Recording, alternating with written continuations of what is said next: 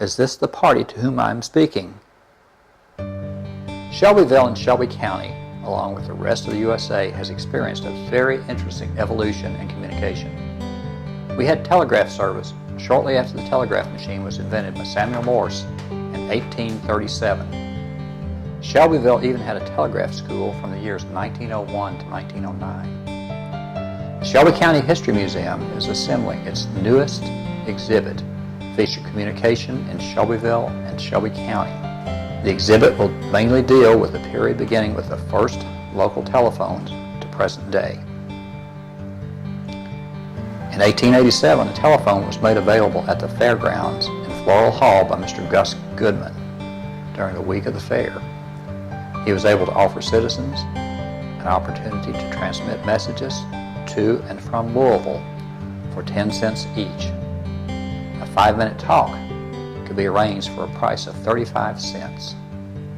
After 1895, telephone companies began to spring up in Shelbyville. The first company, Ohio Valley Telephone Company, was located at S.S. Kirk's Drug and Bookstore, 543 Main Street. Long-distance telephone service to Louisville was located here. The office moved a few times and finally went out of business in 1900. Other telephone companies, including Shelby Telephone and Telegraph Company, Cumberland Telephone and Telegraph Company, and Shelby Home Telephone, also operated from downtown Shelbyville in the years 1899 to 1927. These companies were usually located on a second floor above retail businesses. Southern Bell, established in 1877, came on the scene in Shelbyville in 1929 and ultimately replaced the smaller companies that brought the telephone service to Shelbyville and which had sustained service until this date.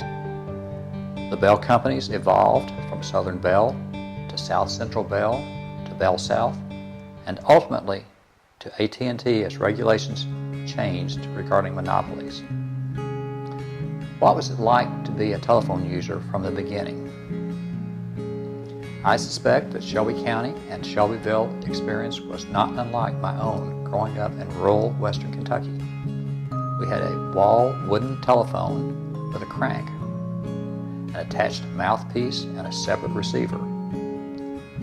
Approximately 8 families would be on a single party line, and if one telephone rang, the other 7 would also ring. Turning the crank would generate an electrical signal that would cause the phones to ring. Our particular number was 2 shorts and a long, which was generated by turning the crank twice briefly and ending with a sustained turning of the crank. One would have to call the operator to reach anyone not on the 8-party line.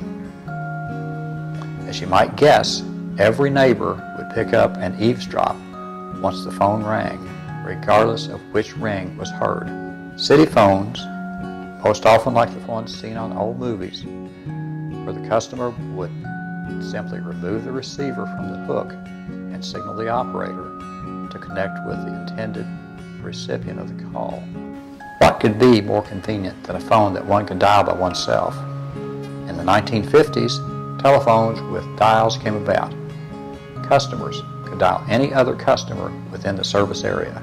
For instance, if someone from Finchville could dial their friend in Simpsonville without even going through the operator. Although many party lines still existed, seldom more than 2 customers' phones would ring at the same time. By this time, the payphone had become a very common and useful artifact. Coins in the slot, and one is good for a local call or for additional money, even a long-distance call. Call collect if you have no money.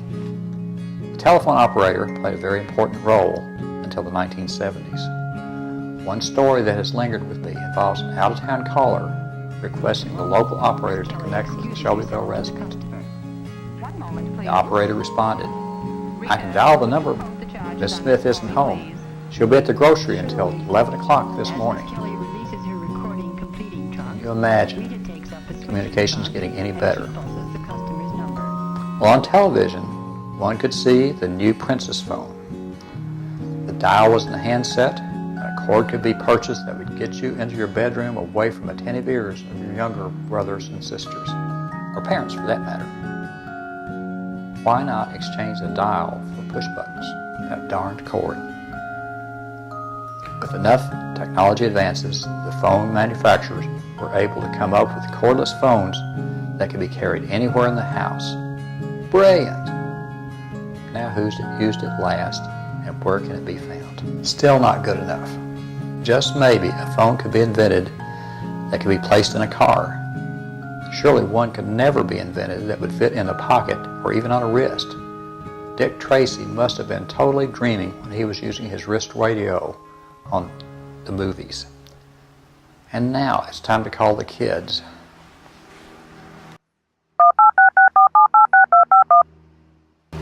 It's gone to voicemail.